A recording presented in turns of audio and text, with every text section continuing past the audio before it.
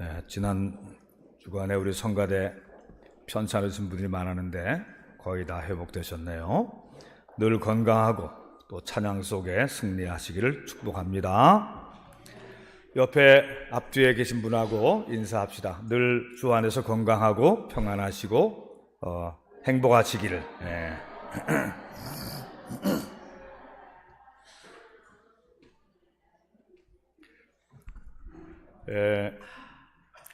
제가 부활절과 고난주간 빼고서 창세기부터 이어져 내려오는 하나님의 구속 역사 말씀 이어가고 있는데, 오늘도 그 이어가고 있는 말씀 중에 다윗의 길인가 여로보암의 길인가 이런 말씀으로 성경 말씀을 이어가겠습니다. 이 다윗의 아들 솔로몬 왕의 치세 때는 이스라엘 역사의 황금기였고 전성기였다, 그렇게 말씀드렸죠. 솔로몬 왕 때는 예루살렘에 성전도 지었고 궁전도 새로 짓고 종교와 문화와 경제와 모든 면이 고대 근동지역에서 가장 뛰어나고 찬란하게 빛나는 전성기였습니다. 하나님께서 아브라함에게 약속하신 축복의 언약이 이 시대에 그대로 이루어져서 넓고 비옥한 땅을 차지한 이스라엘, 또 주변의 모든 대적들이 이스라엘에게 조공을 바치거나 이스라엘 영토 안으로 복속이 되었어요. 이스라엘의 족속의 숫자는 하늘의 별처럼 바닷가의 모래처럼 그렇게 셀 수 없이 많아 번성했던 것입니다. 그런데 이 솔로몬 왕의 치세의 후반기, 이 다윗이 한 40년간 왕으로 다스렸고 솔로몬의 왕도 한 40년간 왕으로 다스렸는데, 이 후반기가 어두운 그림자가 보이기 시작했어요. 그토록 지혜롭고 명철했던 솔로몬의 마음이 좀 흐려졌어요. 하나님의 말씀과 법도에서 좀 멀어지기 시작했어요. 처음 시작했던 때와 달라졌던 것이죠. 그러자 전성기 시대의 통일왕국의 균열의 초짐이 보였던 것입니다. 한두 번의 반란이 있었는데 그것이 크게 확대되기 전에 다 진압이 됐어요. 주도자 중에 하나였던 에브라임 지파의 느밧의 아들 여로보암이라고 하는 어떤 젊은 지도자가 있었는데, 그가 솔로몬에게 반기를 들었다가 검거되기 직전에 애굽으로 피신 가버리고 말았습니다. 솔로몬 말기에 하나님의 예언자가 나타나서 그에게 경고를 했어요. 내가 내 아버지 다윗의 길을 떠나서 이렇게 음란하게 우상을 섬기는 그런 일을 행하여서 내가 내 사후에 네 아버지를 봐서 너 때까지는 나라가 분열되지 않겠지만 내가 죽은 후에 내 아들 때에 나라가 나뉘어질 것이다, 이런 예언을 한 것입니다. 솔로몬에게는 후궁이 700명이요 첩이 300명이나 되었다 그랬어요.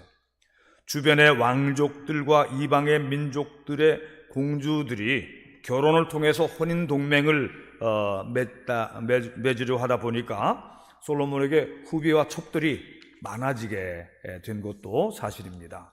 그런데 그 후비들과 후궁들이 예루살렘에 시집 올 때에 그들이 자기 나라에서 섬기던 신들과 우상들을 가지고 들어왔기 때문에 예루살렘 성 안에는 유일신 하나님만을 믿고 예배하는 신앙에 혼선이 생기기 시작했어요.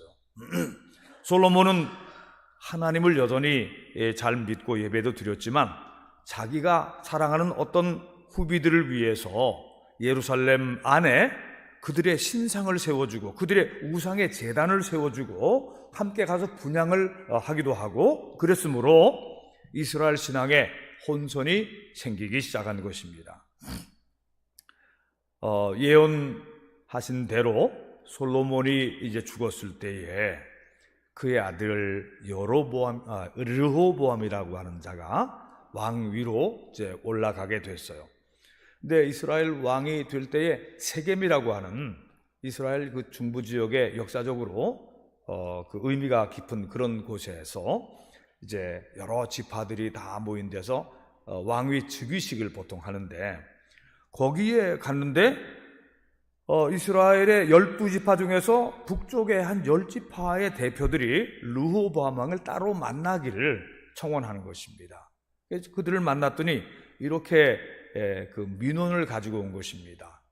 임금님께서 한 두어 가지만 저희 청을 들어주시면 저희들이 부왕을 섬겼던 때처럼 임금님을 잘 섬기겠습니다. 그것이 무엇인가 하면은 너무 세금이 많아서 우리가 허리가 휘어졌습니다. 그리고 이런저런 큰 공사들이 많아서 거기에 우리가 동원되다 보니까 좀 피곤했습니다. 그러니까 그런 것만 좀 줄여주시기를 바랍니다. 사실 별로 대단치 않은 건데 르호보암 왕이 좀 기분이 좀 나빴죠. 절대 왕권 치세에 민원이고 무슨 조건부 충성하겠다고 하니까 좋소, 사흘만 기다리시오. 그리고서는 신하들과 의논을 한 다음에 대답을 하겠다고 얘기를 하는 것이죠. 이 르호보암은 첫 번째 자기 아버지 솔로몬 왕 때의 충성스러운 신하들, 그 원로 대신들을 모아놓고 이 이야기를 하니까 원로 대신들은 임금님, 그들의 청을 들어주시면 나라가 평안하겠습니다. 그들의 청을 들어주십시오. 그랬어요. 근데 이제 르호보암이 마음에 차지가 않았어요. 그래서 젊은 신하들을 또 모아놓고 자기하고 함께 자란 외국 유학파 이런 사람들을 모아놓고 자, 이런 청원이 들어왔는데 어떻게 하랴. 그랬더니 젊은 신하들은 이렇게 말합니다. 임금님, 초장부터 밀리면 안 됩니다. 세게 몰아치십시오. 그렇게 말하는 거예요. 그게 뭐라고 얘기하냐면 아마 이 르호보암이 덩치가 컸던 것 같아요.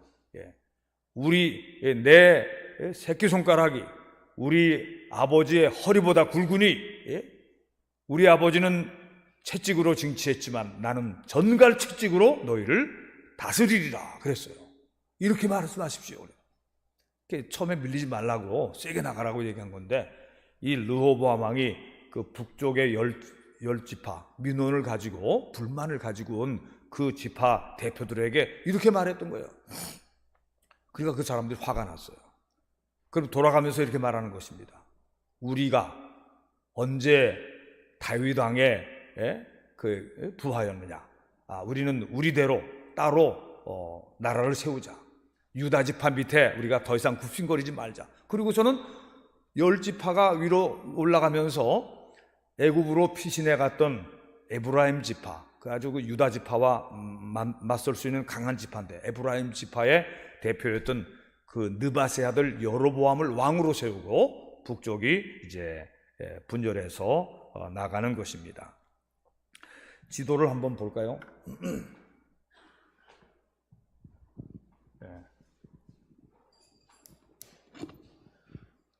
원래 이제 다윗 솔로몬 시대는 이게 통일 왕국으로 블레셋, 모압, 에돔 이런 나라들이 다 이스라엘에 다 복속도 있었어요. 아람까지도 다 조공을 바치고. 그런데 이게 딱 분열이 되니까 남한국 유다 지파가 커요. 이 유다 지파와 여기 나타나지는 않지만 시므온 지파라고 하는 지파가 이쪽에 남쪽으로 붙고 베냐민 일부도 여기 붙긴 하지만 나머지 에브라임 지파를 비롯해서 다른 여러 지파들이 전부 북왕국으로 올라갑니다. 북왕국 인구수도 더 많고 그렇게 돼요. 그런데 처음에는 이게 38선이나 휴전선 같은 것이 만들어져 있지 않았기 때문에 상인들이 올라다니고 사람들이 볼일 보러 오르락내리락 했어요. 그러다가 보니까 느바세 아들 여로보암이 자기 나라 정체성이 흐트러질 가능성이 있으니까 이 북왕국 사람들이 예루살렘으로 오지 못하게 하는 것입니다. 예루살렘에 1년에 3번씩 6월절, 77절, 초막절 같은 큰 절기마다 예루살렘에 와서 예배를 드렸는데 그렇게 하면은 이 사람들의 마음이 옛날 통일왕국 시대로 돌아갈 것 같으니까 여기 베델과 요 북쪽에 단에다가 금송아지를 세우고 거기다가 거기 와서 예배를 드리라고 말하는 것이에요. 한번 금송아지를 한번 보여주세요. 이게 금송아지예요. 이게 그 금송아지는 출애굽 시대 때에 아론이 그 모세가 시내산에서 기도하고 안 내려오니까 금송아지를 만들어 가지고 백성들이 그 주위에서 뛰놀았다, 그런 내용이 나오거든요. 근데 모세가 진노해서 다 부셔버렸죠.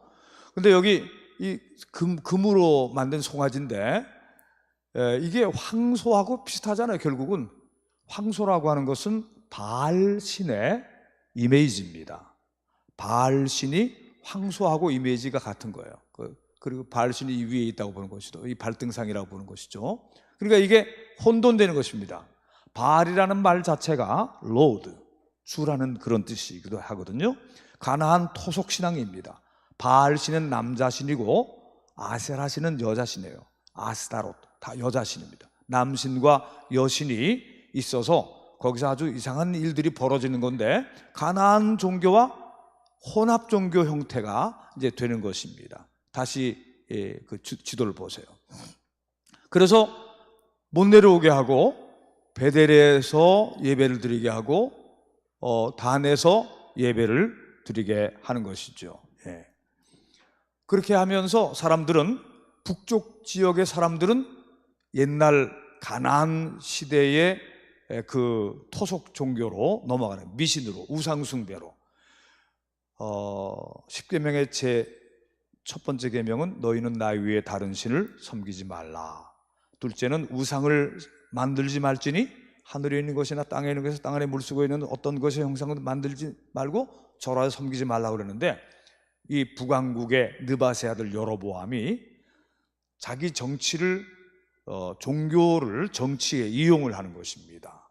그리고 베델에다가 금송아지를 세우고, 그리고 단에다가 금송아지를 세우고 바알 신앙과 혼합되게 되어버리게 되는 것이죠.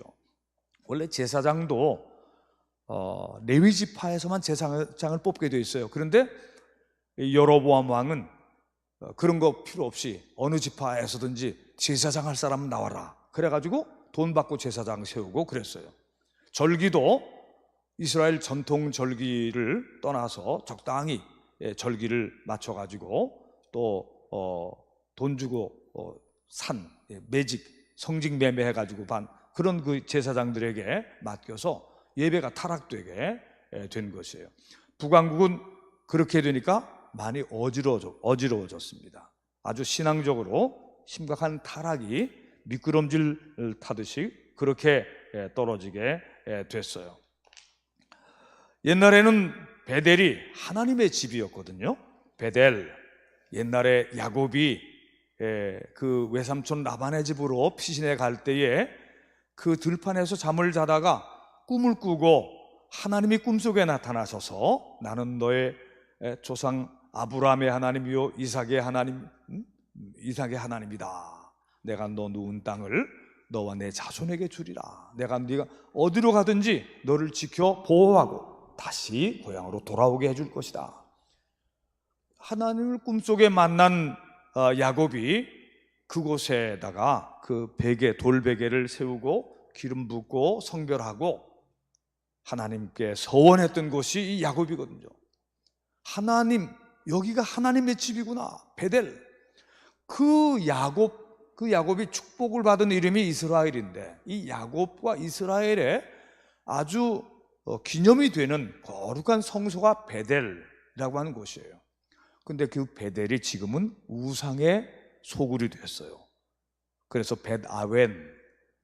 벳은 집이고 아웬은 우상입니다. 우상의 집이라는 그런 별명으로 이제 예언자들이 나중에 비난하고 책망을 하게 되는 것입니다. 이 즈음에 북쪽 지역이 신앙으로 막 망가지니까 북쪽 지역에 살던 레위 지파 사람들이 이렇게 해서는 안 된다. 그리고서는 이삿짐을 싸가지고 남쪽으로 내려와요. 예루살렘 성전이 있는 유다 지역으로 오직 믿음 때문에 내려오는 것입니다.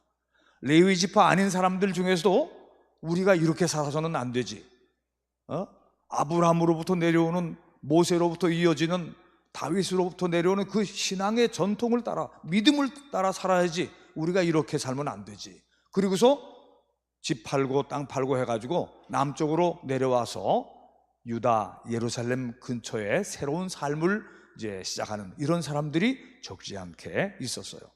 여러분, 우리나라도 38선이 그어지면서 북쪽에 무신론 공산주의가 세워지고 교회 목사님들을 감옥에 집어넣고 그럴 때에 그때 많은 사람들이 내려왔어요, 남쪽으로. 그리고 1.4 때 많은 사람들이 또 내려왔습니다. 국제시장 그때 막 흥남 철수작전에 내려온 사람들 중에 기독교인들이 태반이에요. 다 신앙 때문에 내려온 겁니다. 신앙 때문에.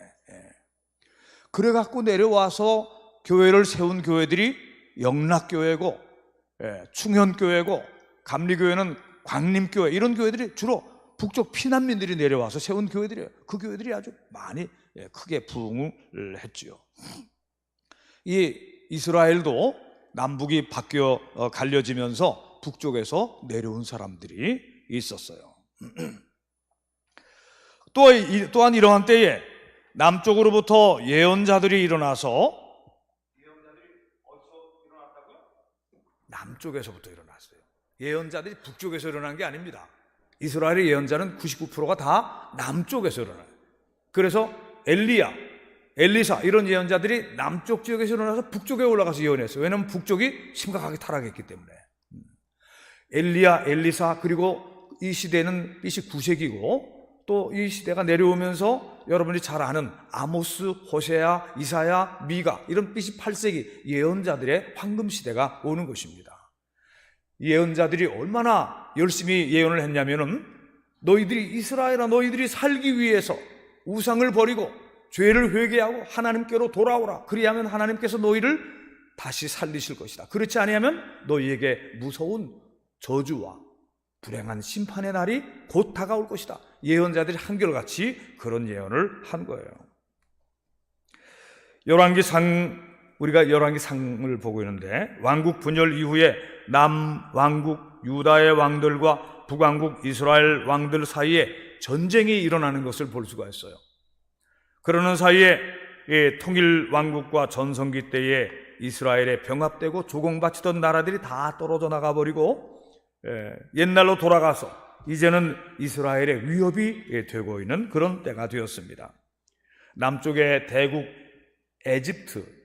애굽의 시삭이라고 하는 바로가 그런 기회를 봐서 군대를 몰고 올라와가지고 예루살렘을 잠깐 점령했어요. 그리고 예루살렘 성전 안에 금이 얼마나 많이 보관되어 있었는데, 솔로몬 때에 금이 하도 많으니까 그 금을 가지고 방패를 만들어요. 방패. 그럼 그 방패 하나에 수십 달란트가 되는, 그런 한 달란트가 33kg거든요. 그런 금 달란트로 방패가 수십 개가 있었어요. 그걸 다 가져갔어요. 금괴, 요즘 말하면 금괴를 전부 다 가져간 겁니다. 애굽에서. 그러니까 할 수 없이 구리, 노수로 방패를 새로 만들었어요. 금으로 빛나던 시대가 놋과 구리의 시대가 돼버리고 많은 것이지요. 이스라엘의 국력은 다윗 왕과 솔로몬 시대의 4분의 1, 한 10분의 1 정도로 국력이 줄었다고 보면 될 것입니다. 그래도요, 남왕국 유다는 이제 얼마 안 가서 다시 안정을 되찾게 돼요. 유다 지파를 중심으로 한 시므온 이런 정도지만 안정을 되찾습니다. 왜냐하면 예루살렘 성전이 있고 다윗으로부터 내려오는 신앙의 전통과 안정이 있었기 때문에 남왕국 유다는 계속 안정되게 가는 거예요. 이 르호보암 왕은 참 우둔해 가지고 그렇게 됐지만, 그 이후에 나타나는 아사 왕이라든가 여호사밧 왕이라든가 요아스, 아마시아, 우시야, 요담, 히스기야, 요시야 같은 그런 왕들이, 줄줄이는 아니지만 듬성듬성 좋은 왕들이 나타났어요. 이런 왕들 치세 때는 백성들이 행복하고 평안하고 나라가 든든했어요. 이들은 다윗의 길을 따르며 하나님의 말씀과 계명에 따라서 살았으므로 나라가 안정되고 백성들은 평안을 누리게 됐던 것이죠. 상대적으로. 이와 반대로 북왕국 북쪽 이스라엘에는 말이죠, 이 정도의 차이는 있지만 모두가 악하고 못된 왕들이 들어서는 것입니다. 느밧의 아들 여로보암의 길을 갔어요. 개인적으로 좀 난 왕도 있었지만 대체적으로 다 우상숭배를 했고 미신과 혼합신앙과 세속 왕국의 세속 군주들처럼 살았던 거예요. 특별히 아합 왕의 부인이 누구죠? 이세벨.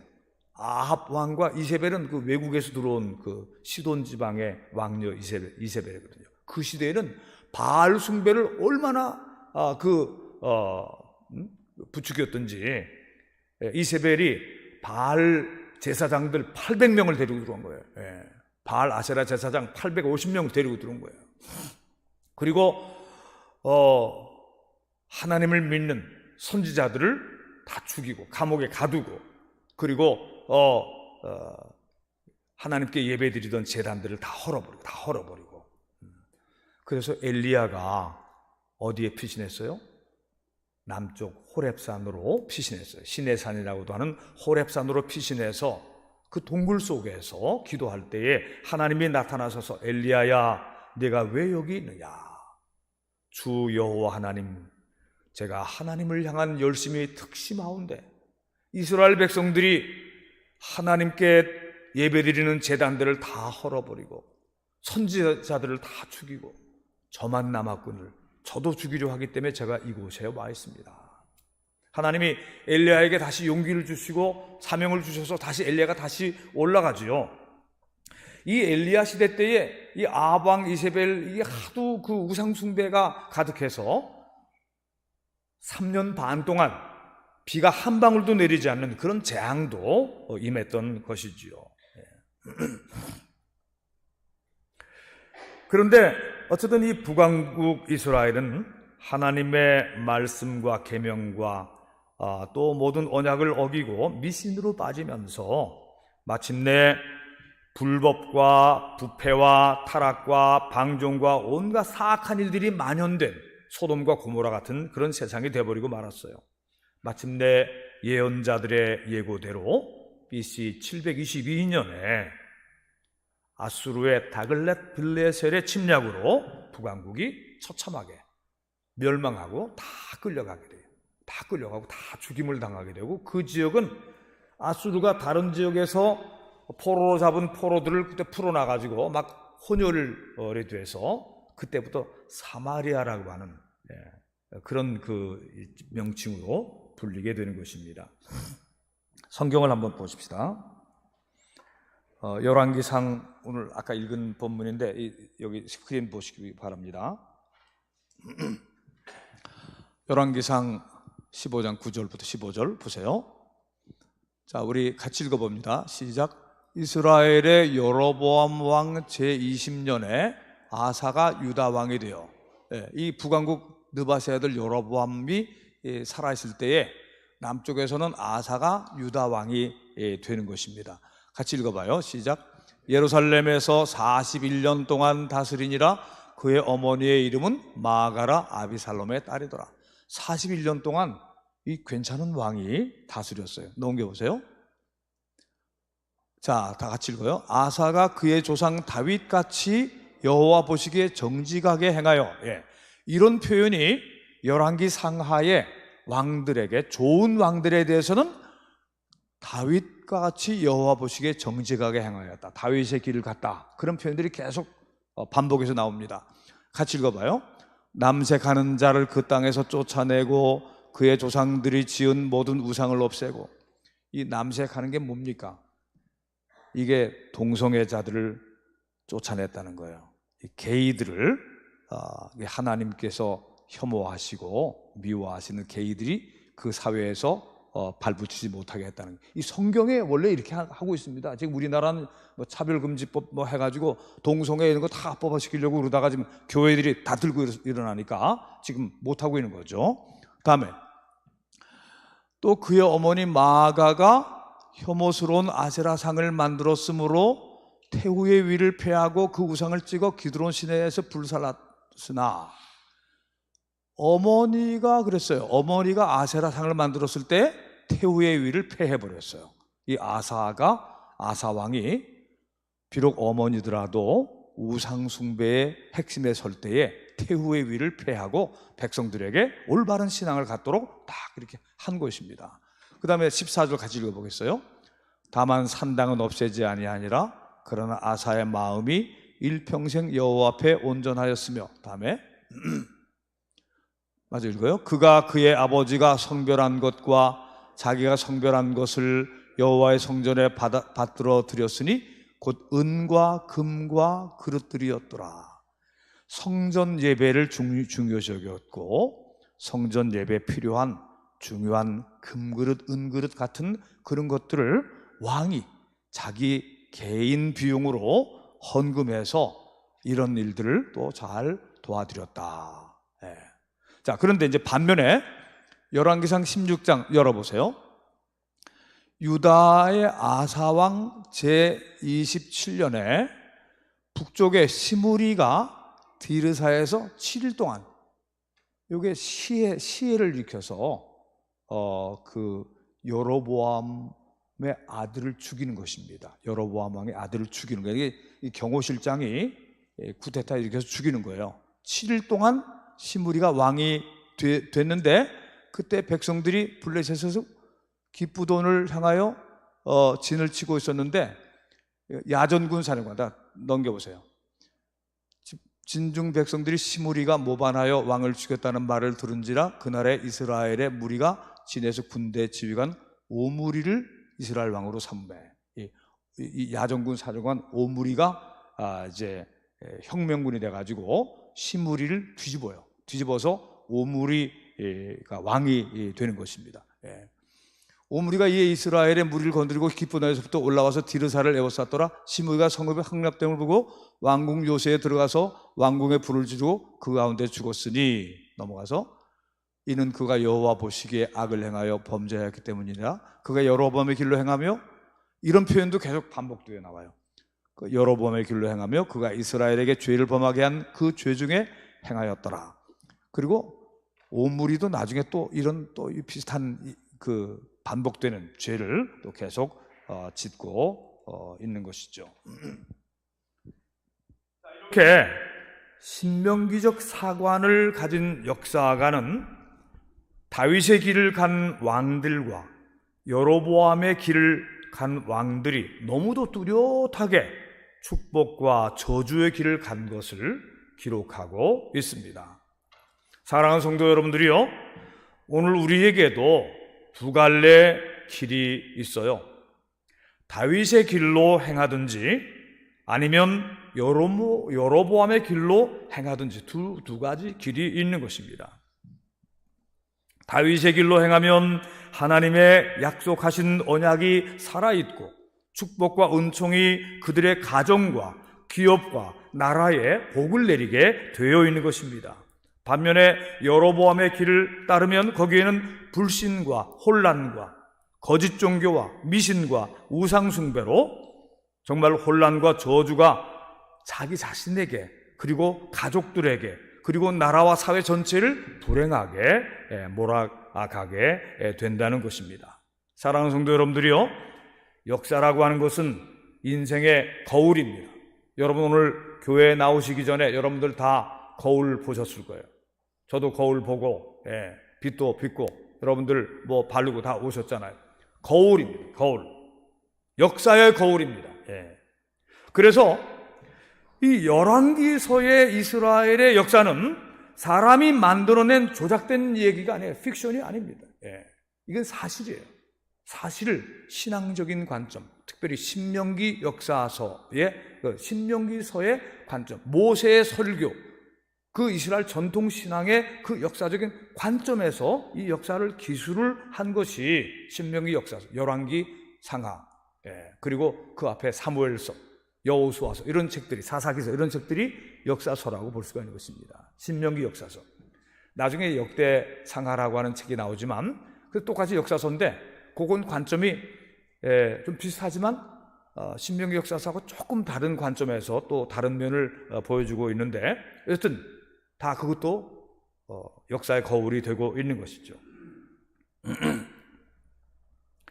아브라함의 믿음을 따라서 이삭과 야곱과 요셉으로 내려오는 그 신앙의 스토리, 그리고 출애굽할 때의 지도자였던 모세와 또 가나안 땅을 정복한 여호수아와 정착한 이후에 사무엘 선지자 이야기, 그리고 다윗의 길을 따르는 그 역사에는 축복과 평안과 번성과 영예가 충만했다.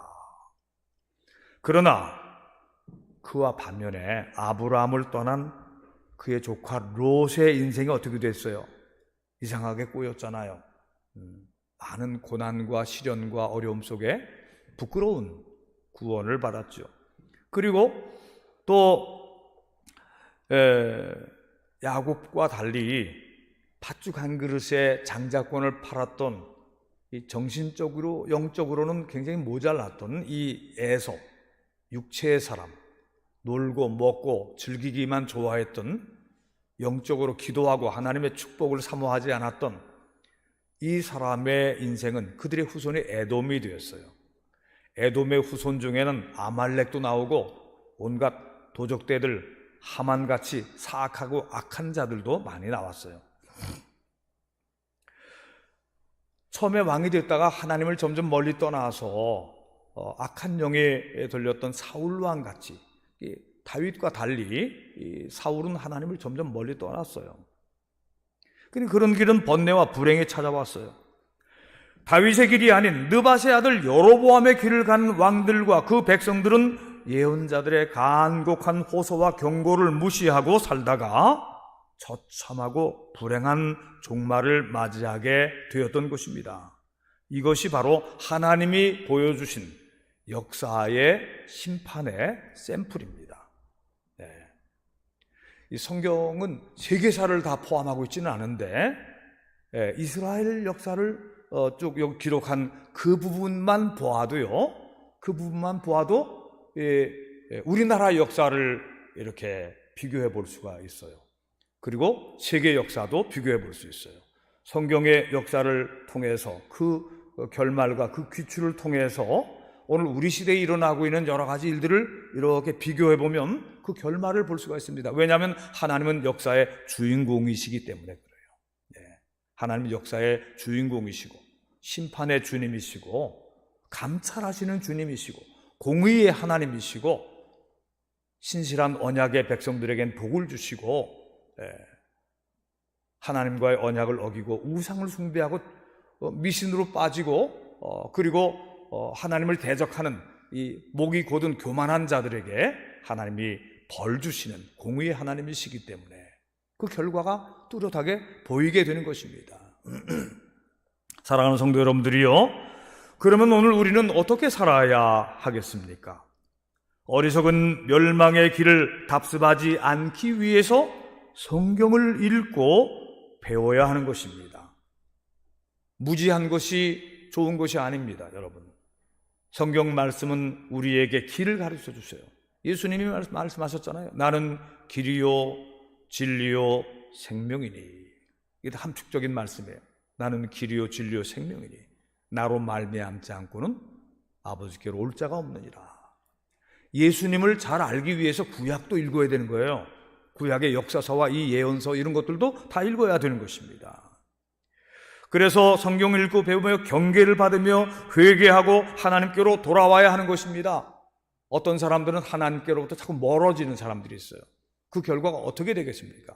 하나님께로 돌아와야 되는 거예요. 북쪽에 살던 사람들 중에 결심하고 돌아온 사람들은 남쪽에서 잘 살잖아요. 북왕국 이스라엘이 우상숭배로 타락할 때에 남쪽으로 내려왔던 사람들, 그 사람들은 얼마 후에 닥쳐올 북쪽의 환난을 피해서 내려온 거예요. 사랑하는 성도 여러분들이요, 여로보암의 길이 아닌 다윗의 길을 택하시기를 바랍니다. 지금 우리는 아브라함과 다윗의 자손 예수 그리스도의 시대라, 마태복음 1장 1절에 나오죠. 예수 그리스도의 계보라.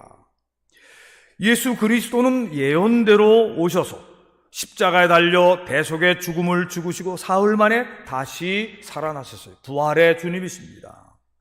우리는 그 부활의 주님이 우리와 함께 동행하시는 임마누엘의 주님이 되심도 믿습니다. 나의 등 뒤에서 나를 도우시는 주. 때때로 뒤돌아보면 보이지 않아도 나를 이끌어 주시고 손잡아 주시고 힘 주시는 그 주님과 함께 가는 길, 이것이 우리가 살아가는 믿음의 길인 것입니다. 마음으로 하나님께로 돌아오고, 여러분 가족들이 다 결단하고 돌아오고, 여러분들 신앙도 더욱더 확고한 신앙으로 느바세 아들 여로보암의 길로 가면 안 돼요. 여러분, 그 사람들이 처음부터 우상숭배하자고 그런 건 아니거든요. 신앙에 뭐가 섞여 있는 거예요. 신앙에 뭐가 섞이고 혼합주의가 되고, 그러다 보니까 미신이 되고 우상숭배가 되고, 그러니까 왕창 다 타락하게 되는 거예요. 처음부터 확 타락하는 건 아니에요. 막 섞여 들어가다 보면은 그 주의를 잘 지켜야 되고, 하나님과의 언약을 잘 지켜야 되고, 철저한 신앙생활을 해야 지켜나갈 수 있고, 그리고 하나님이 주시는 복을 그 사람들이 받게 되는 것입니다. 사랑하는 여러분들의 인생길이 신실한 인생길이 되기를 축원합니다.